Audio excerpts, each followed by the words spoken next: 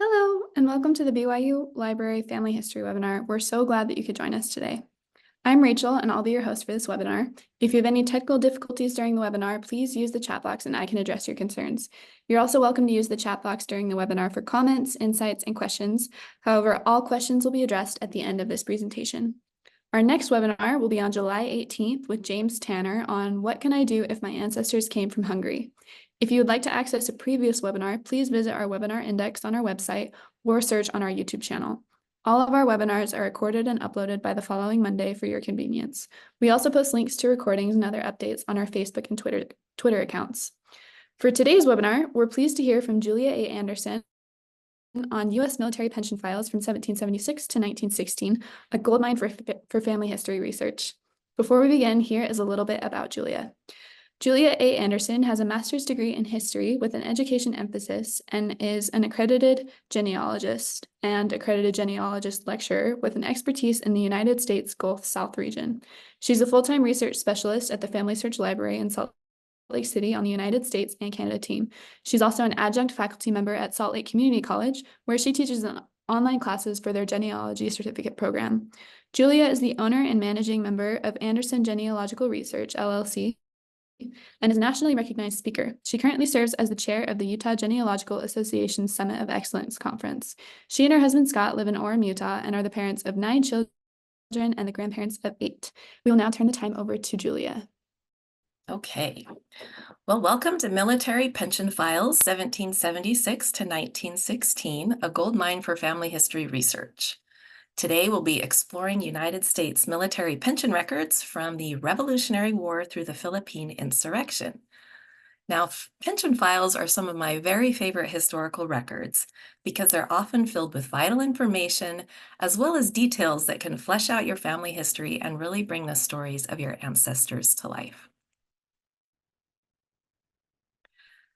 My objectives for this lecture are to explain the historical background of U.S. military pension records, describe the valuable genealogical information the files may contain, and demonstrate how to locate pension files for your ancestors and use them. First, I would like to establish some historical context. What exactly is a pension? Well, generally, it's a sum of money that was paid monthly or yearly as a retirement benefit or supplemental income. Military pensions were paid to veterans or their family members by the government. There were 3 basic categories: invalid or disability pensions, service pensions, and widow's pensions.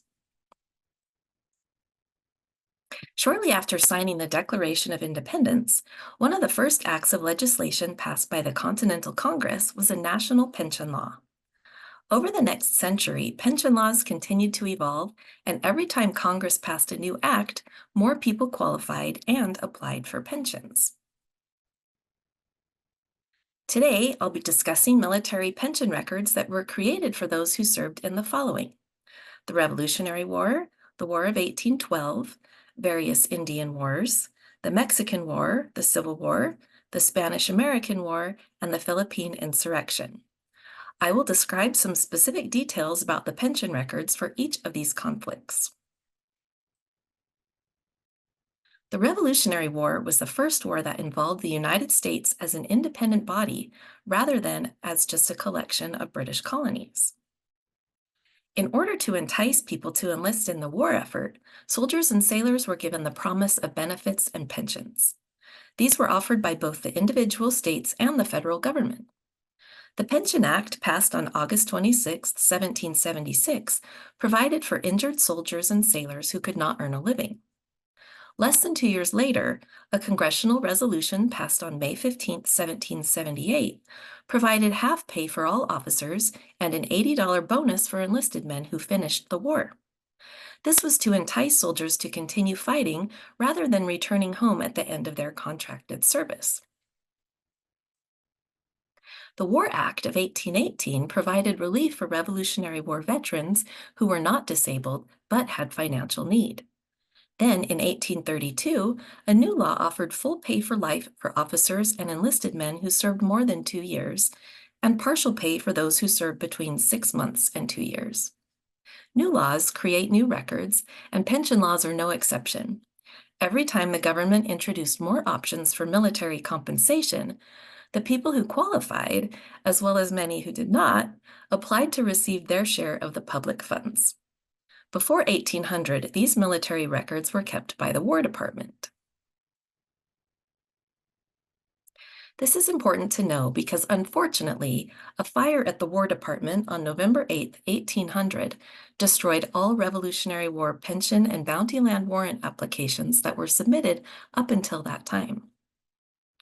Fortunately, however, most Revolutionary War pensions were granted after 1800 as laws changed and allowed more people to qualify. Those on the pension rolls also had to reapply periodically because of changes in the laws. Genealogically significant documents often found in Revolutionary War pension files include military records such as commissions, certificates, discharges, and muster rolls, land deeds and grants, probate records like personal wills or guardianship papers, vital records like marriage certificates and pages from family Bibles, manuscripts including excerpts from diaries, journals, and letters, and even original newspaper clippings might be included. Not every pension file contains all of these, but they usually contain several of these types of records. Each survivor's pension file is stored in a 10 by 14-inch envelope at the National Archives. The envelopes can contain anywhere from 1 to 200 pages of information, but the average is about 30 pages. Every file should contain a pension application, evidence of identity and proof of military service, and forms showing the government action on the pension, and whether the pension was granted or the application was rejected will also be in the file. Here's an example of what the outer envelope of a typical Revolutionary War pension file looks like. You can see the name of the soldier, Sylvanus Brimhall, the location of his service, which was Massachusetts, and the type of pension he had. S stands for survivor. This is Sylvanus's declaration, which outlines his service in the Revolution, including his various enlistment dates and companies, battles in which he participated, his birth date and place, and the date of his previous pension applications. I'm going to show you a few highlights from this document. Sylvanus carefully chronicled his entire service in the war, including each time he enlisted. These included December 1775 at Plymouth, Massachusetts, May 1777, April 1778, May 1779, and June 1780. He also outlined the places where he served and what his duties were. He marched through Hanover into Roxbury and from there on to Cambridge. At Cambridge, he kept guard on Winter Hill. In March 1776, he marched through Norwich to New London and sailed to New York, where he guarded the city and built forts. Other places he served included Albany, Fort Edward, Ticonderoga, Fort George, Fort Anne, Montreal, Mount Independence, Providence, Newport, Newtown, and Boston. He even helped defend Boston Harbor. Toward the end of his declaration, Sylvanus gave the following information about himself. I was born at Abington, Massachusetts on the 15th of March, 1758. I now live at Hardwick and have lived there and at Barre nearly all the time since the Revolutionary War. He also stated that he applied for and received a pension under the Act of 1818, but his name was stricken off on account of property. At the very bottom of the deposition, Sylvanus signed his name. Sylvanus mentioned that he had a previous pension revoked because he owned too much property. An act passed on May 1, 1820, stated that every pensioner receiving payments under the 1818 Act and all new pensioners had to prove they needed financial assistance.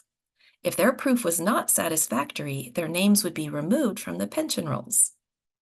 A few years later, under the Act of March 1, 1823, these former pensioners were allowed to reapply if they could show that they currently needed assistance. Keep in mind that this was 42 years after the end of the Revolutionary War. This was the declaration of property Sylvanus owned in 1820, from which it was deemed he did not need a pension. And you can see there's quite a few things on that list. Of genealogical significance, this document also includes a description of the soldier's family, his occupation, and his inability to provide for his household. Note that he was trying to convince the government that he needed assistance. Sylvanus stated, "My family consists of a wife named Lucy, age 32, and 3 children, Lucy C. Brimhall, age 9, Elbridge G. Brimhall, age 6, and Susan Ann, age 3 months. My occupation is that of a cooper, which my age and infirmities render me unable to pursue with profit or advantage. I am in debt $344, more than I have due me." Sylvanus did apply again under the Pension Act of 1823, and his property inventory at that time was much more sparse. It states that his land was sandy and poor, with a poor house and barn, and that his 2 wagons were old.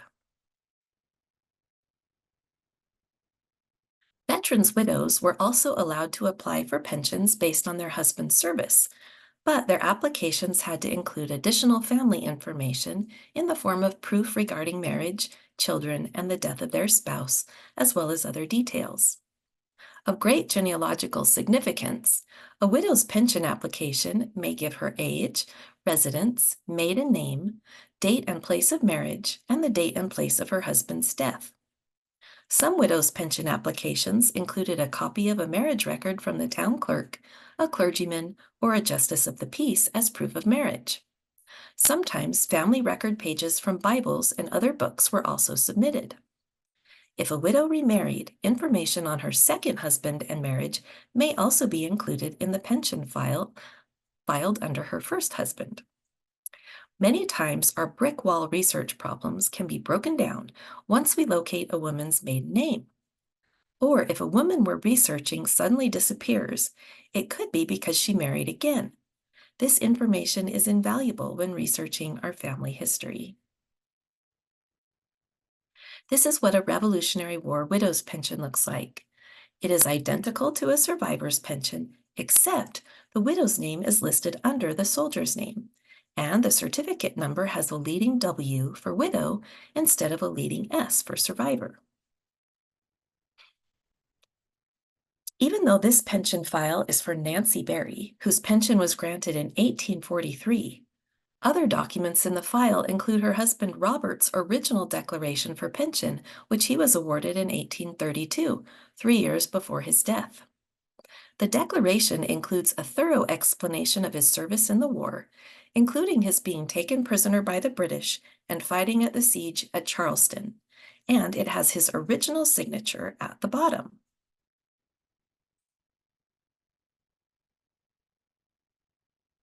Nancy Berry's pension file also includes her declaration, which states that her name was Nancy Berry.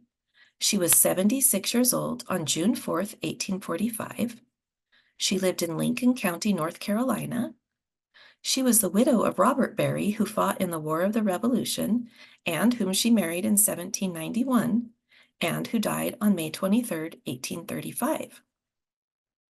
Nancy signed with her mark, showing that she may have been unable to write due to illiteracy or perhaps infirmity. The file also has many affidavits from Nancy's friends and neighbors, stating that they knew her to be married to her husband and that she had remained a widow after his death, which were requirements for receiving a pension at that time. Sometimes pension files can contain very interesting and odd tidbits of information. This deposition states that Robert Berry's oldest child, John, was bit with a mad dog and got over it prior to Robert's second marriage. Now let's take a look at pensions from the War of 1812. Like the Revolutionary War pensions after 1820, applicants were required to provide the government with proof of eligibility. This may have been a hassle for the applicants, but it is a blessing for genealogists. These files may include original records such as pages extracted from family Bibles, marriage certificates, photographs, military records, and more. Pension laws kept changing. To be awarded a pension before 1871, the veteran or widow could not be capable of earning a living. Then, after the act of February 14, 1871, a soldier had to have served at least 60 days and have been honorably discharged. Widows could apply if they were married to the soldier before the war's official end on February 17, 1815. By the Act of 1878, a soldier only had to have served at least 14 days, and these pensions were available to veterans, their widows, and their minor children. Documents you might find in a War of 1812 pension file include many of the same types of documents included in Revolutionary War pension files. You could see family records such as pages from family Bibles, marriage certificates, photos, and letters, military records like discharge papers, church records with vital information, land records, and affidavits from family, friends, neighbors, and other associates. This is the outer envelope for a War of 1812 pension file. You can see at the bottom in red ink that this application was rejected. This doesn't mean that the file won't help you, though. Often, the rejected applications contain even more information than those that were granted right away, because the individuals had to send in additional information to be reconsidered. One of the gems in this file is Samuel Earle's original discharge certificate from 1815. It even comes complete with fancy official artwork. One difference between Revolutionary War pension applications and those from the War of 1812 is that for the War of 1812, there were pre-printed forms for the applicants to use to submit their claims. Here you can see the top of a form for a survivor's pension and the top of a form for a widow's pension. It often helps to know what the documents look like so you can identify them easily later. The next set of wars that included military pensions were the so-called Indian Wars. These battles included various campaigns between the United States and Native Americans between 1817 and 1898. Those who could apply were the veterans themselves, as well as their widows if they had not remarried after the veteran's death. The series of Indian Wars pensions contains about 35,000 applications, both approved and rejected. Like the War of 1812 pension files, these generally include the application and original envelope with a brief of the case prepared by the Pension Bureau, a statement of the veteran's service supplied by the War or Navy Department, affidavits, depositions, medical records, manuscripts like correspondence from interested people, and vital records and other documentary evidence supported in support of the claim.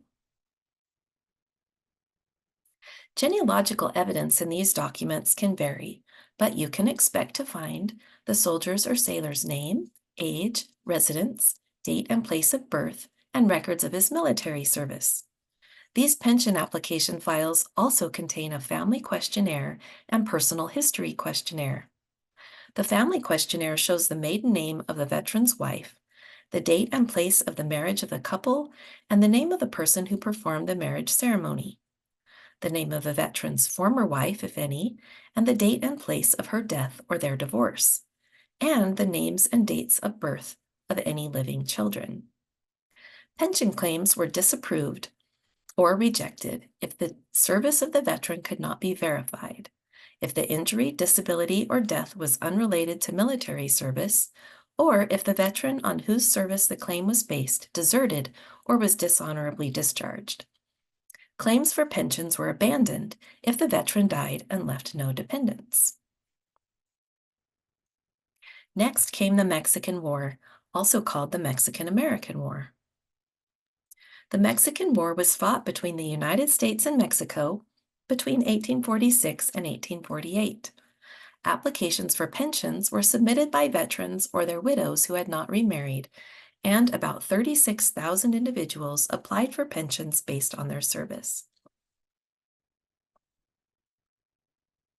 A typical Mexican War pension file includes similar documents and information as those for the Indian Wars because they covered the same time period.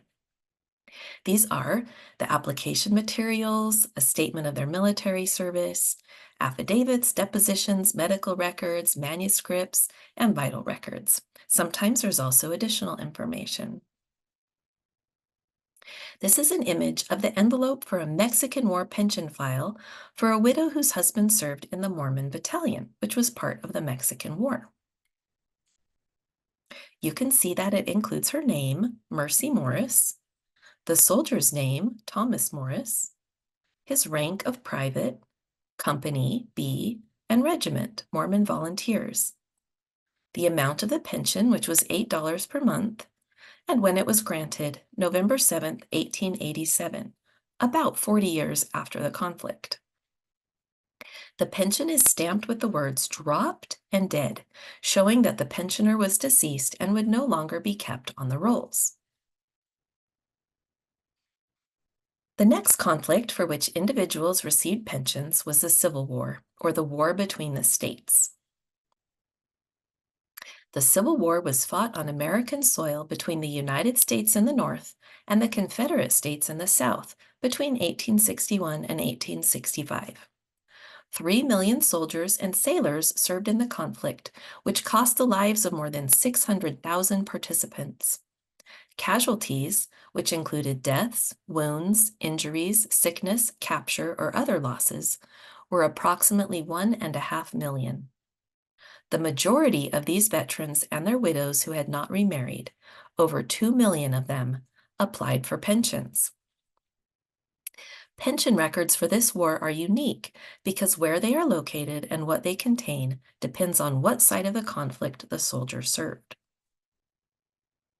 Like those for the War of 1812, Indian Wars, and the Mexican War, a typical Civil War pension file includes the application, original jacket and brief of the case, a statement of military service, medical records, vital records, affidavits and other evidence, and manuscripts such as letters.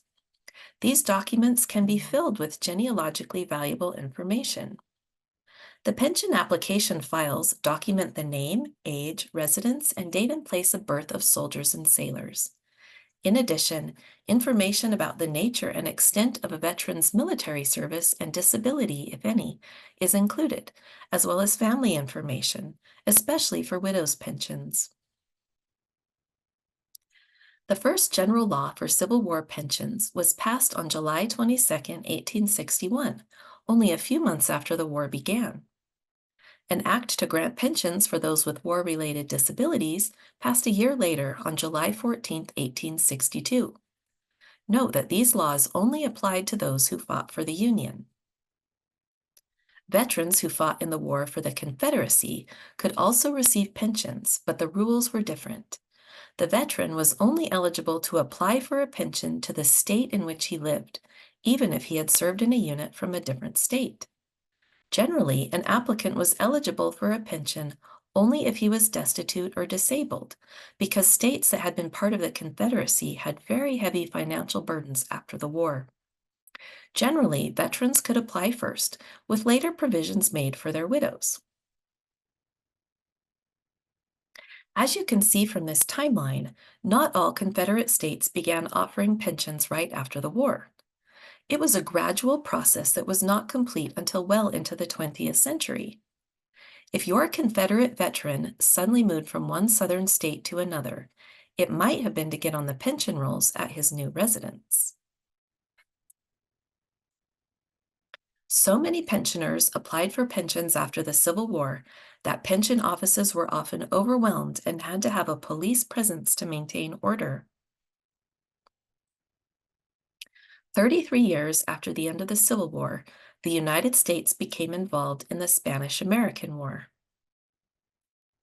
This conflict lasted less than a year, from April to December 1898. In fact, most of the fighting was over in about 3 months, before many soldiers and sailors ever made it to the front. In spite of this, over 280,000 sailors, Marines, and soldiers actually served in the war, and many of them applied for pensions. The records for this war are generally more thorough and accurate than the records for previous wars. Documents found in Spanish-American War pension files usually include the application forms, proof of marriage and proof of children's births, a summary of the veterans' military service, and death certificates, which were a new invention in the 20th century. The last war of the 19th century and the first of the 20th century was the Philippine Insurrection, which is also the final conflict we are going to cover today. This war was fought between the United States and the Philippine Islands and lasted from 1899 to 1902. Another name for the conflict was the Philippine-American War. It began when the Treaty of Paris made the Philippines a territory of the United States following the Spanish-American War. The Filipino people, however, wanted to be independent and resisted this new government. Pensions for veterans of the Philippine Insurrection were first granted in 1922. Like those for the Spanish-American War, these pension files usually include the application forms, proof of marriage and proof of children's births, a summary of military service, and death certificates. By the turn of the 20th century, the pension rolls had become enormous. This political cartoon from 1898 highlights the fact that there was significant pension fraud and shows that the pension office had to be diligent to ensure that only those qualified for pensions received them. This affected the information required from them in the applications, and although it unfortunately led to many deserving would-be pensioners having their applications rejected, the extra information can be a boon for genealogists. Each application has the potential to break down brick walls, establish relationships, and identify lost ancestors. Now that we've briefly covered when and why military pension records were created and discussed what valuable genealogical information they may contain, you may be asking, did my ancestor apply for a pension? One way to begin answering this question is to look for clues about your ancestor's potential military service. These can be found in many common genealogical records, such as death certificates. These often included a question about whether the deceased was a veteran. Census records. In 1890, the United States had a special veterans census. The 1910 census asked if the individual was a Union or Confederate veteran, and the 1930 census asked if the individual was a veteran and what war they served in. Headstones may contain information about a military unit in which the deceased served.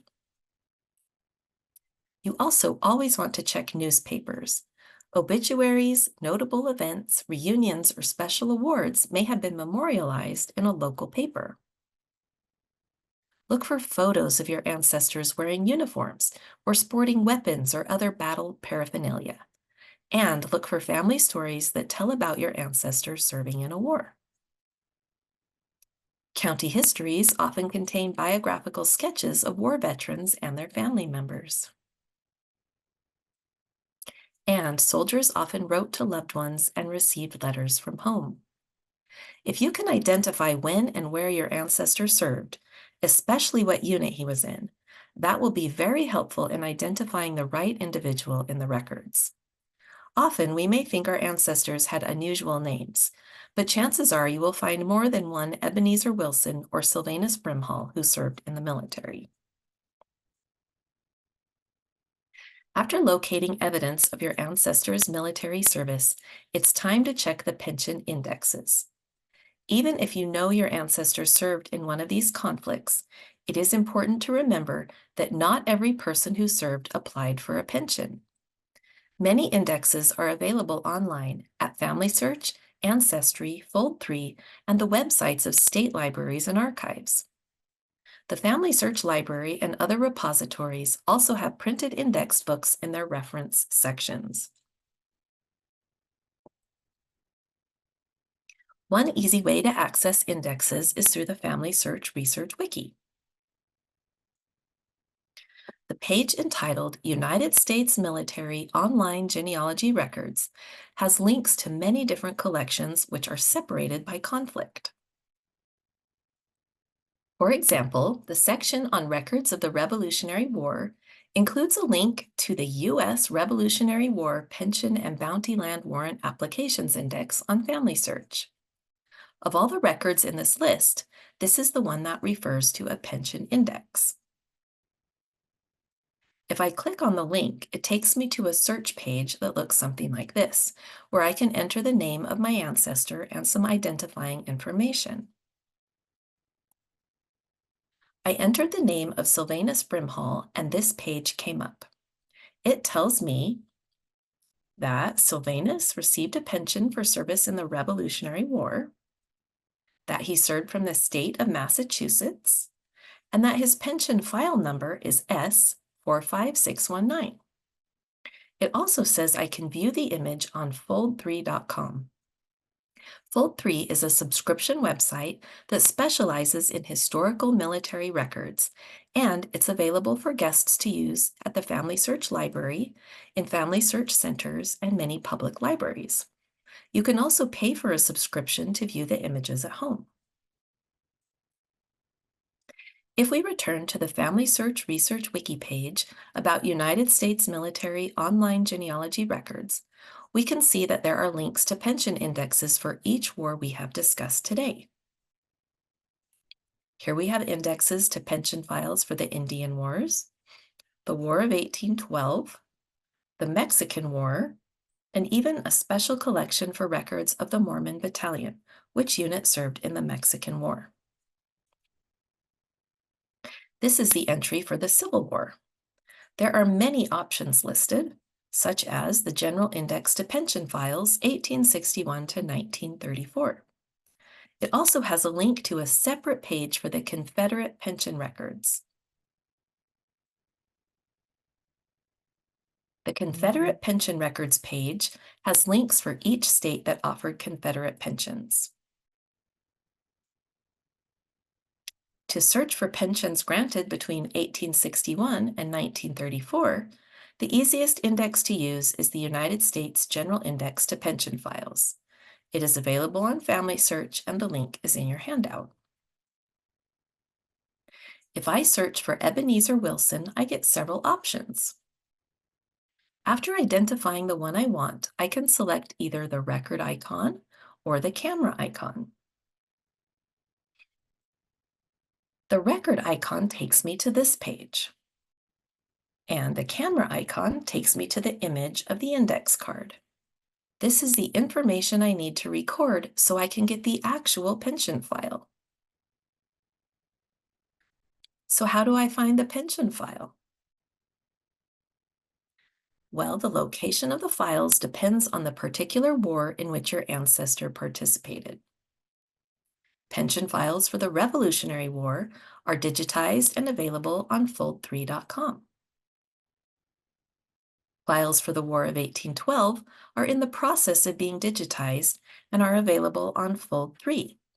So far, the collection is not quite complete, and they are going alphabetically from A to Z, currently working on the letters S or T. The remainder of the files are only available at the National Archives and Records Administration, which is abbreviated as NARA, in Washington, D.C. The digitized images for this war on Fold3 are free for anyone to view, whether you have an account or not. If the files have been digitized, NARA staff will not pull them for you at the archives because they are so fragile. Pension files for the Indian Wars are only available at the National Archives in Washington, D.C. The same goes for files of the Mexican War, except for Mormon Battalion pension files digitized on Fold3. For the Civil War, Confederate files are kept at the state level, and some are digitized on Ancestry and Family Search. Pension files for Union soldiers are only available at the National Archives, but some widows' pensions are digitized on Fold3. Other pension files may be digitized and available online on various websites, but not as an entire collection. For the Spanish-American War, pension files are only available at the National Archives, with some exceptions. The same is true for the Philippine Insurrection. One of the main exceptions to this is that if the pensioner was alive in 1928, Their pension files were kept by the Veterans Administration, then moved to the National Personnel Record Center in St. Louis, Missouri. This is the Fold 3 website. It is a division of Ancestry and focuses on military records. From this main search page, you can select the conflict you want to research. If I wanted to look for someone who served in the Revolutionary War, I would select that option from this menu.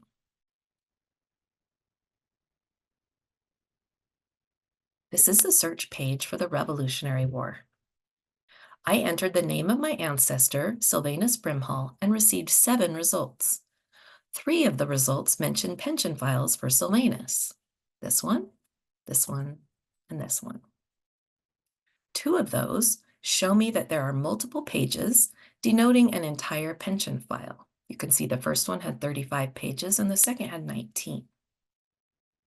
The third one gave no page numbers and is only an index card. I would want to carefully read and analyze both complete pension files to determine which, if either, is for my particular Sylvanus Brimhall. To find War of 1812 pension files, I would follow the same procedure. Select War of 1812 from this menu. For records that are not digitized and published online, you will need to order copies from the original records from the National Archives or visit the archives in person. Pension files are in Record Group 15, Records of the Veterans Administration. The website for the archives is archives.gov. You will want to select Research Our Records. On the next page, toward the bottom, is an option to order copies of records. Researchers are able to order records online and receive electronic copies via email or paper copies by U.S. mail. The form for military pension applications is National Archives Trust Fund, or NATF, Form 85. You can download the form, fill it out, and then mail it to the address given on the form's instructions, or you can order online. The current cost for pension files for the Civil War and later is $80 for the first 100 pages, then 70 cents for each additional page. If there are more pages than allowed by the National Archives Trust Fund, the researcher will receive a block of pages along with a quote for the cost of the remaining pages. Files from before the Civil War only cost $55. This is what the NATF Form 85 looks like. It is accompanied by several pages of instructions. Make sure to fill it out completely from information contained in the record indexes. It can take anywhere from 2 to 12 months or even longer to receive files from the National Archives, depending on the number of current requests and staff availability.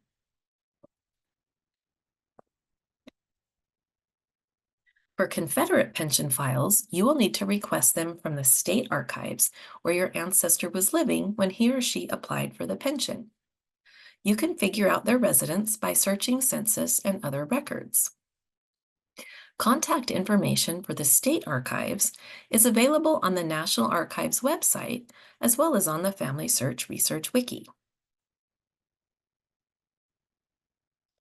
Once you have determined that your ancestors served in the military, have located their name in an index that shows they received a pension, and downloaded or ordered and received the pension application file, the next step is using the records in your research. In order to get the most out of these pension records, we need to read, study, analyze, and evaluate them. Then we must resolve any conflicts and reach a conclusion. To read the record, first I like to read through the entire pension file to get the big picture. Read the records carefully. You don't want to skip any details because often the genealogical gold nuggets you're looking for are hiding amongst the less pertinent information. Next, I usually transcribe or copy word for word each document in the file because this makes searching for pieces of evidence and correlating information easier. If I can't tell exactly what a document says, it helps to consult charts and compare handwriting on different pages to figure out difficult words. I always make note of every person mentioned in the file and their relationship to the applicant, including friends, associates, neighbors, witnesses, clergy, attorneys, and other people. Next is to study the record. Make sure you understand the purpose of each document contained in the file, who created it, and why it was included. The pages are usually out of chronological order, so it can be very beneficial to put them in order from earliest to latest. If you can see the progression of the applicant's claim, it can highlight gaps in records and lead you to other sources. Next, I like to create a timeline of events included in the file. Add other information to your timeline from previous research. It's also important to compare information on each document, checking to see if it agrees or conflicts with previous research or other information in the file. Finally, try to identify everyone mentioned in the records. This involves looking up those individuals in other places. Try to determine their relationships to the pension applicant. Next, analyze the record. This involves asking many questions, such as, who created this document? What does it say? Who is it about? What is it about? And is there conflicting data? After reading, studying, and analyzing the records, it is important to evaluate them and draw conclusions. Helpful questions for evaluating include, what does the information in the record mean? How reliable is the information? What kind of evidence does it provide? And where does this information lead? When resolving conflicting evidence, it is important to focus on the best records. These are typically original sources with primary information. Then you'll want to compare and correlate that information with other documented evidence. Utilizing charts and forms can greatly help in organizing the data and deciding what information makes the most sense. In drawing conclusions, try to determine why the veteran or his widow applied for a pension, whether the pension was approved or rejected and why, what relationships are stated in the application, and what avenues of future research have opened up with this new evidence. I find it very helpful to write a research report or summary to show your thought process and explain to others how you reached your conclusions based on the evidence. This will also help you if you need to step away from your research for a while. When you return to it, you can pick right back up where you left off instead of trying to remember everything.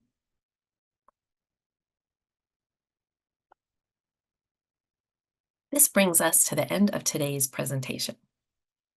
We briefly covered when and why military pension records were created, what valuable genealogical information pension files may contain, how to find pension files for your ancestors, and then we briefly touched on the importance of thoroughly reading, studying, analyzing, and evaluating the records. This helps you locate the pension files and use them. Thank you so much for attending this presentation. I will turn the time back over to our moderator for some questions. Thank you so much, everyone, for joining us today. We are so grateful that we're able to have this webinar, and we hope that you'll join us for our next webinar, which will be next week on July 18th with James Tanner on what can I do if my ancestors came from Hungary. A recording of this webinar will be made available next week, and you can view that on our YouTube channel or on our website. If you have any comments or questions, you can always email us at fh_webinars@byu.edu or follow our Facebook and Twitter. Thank you and have a wonderful week.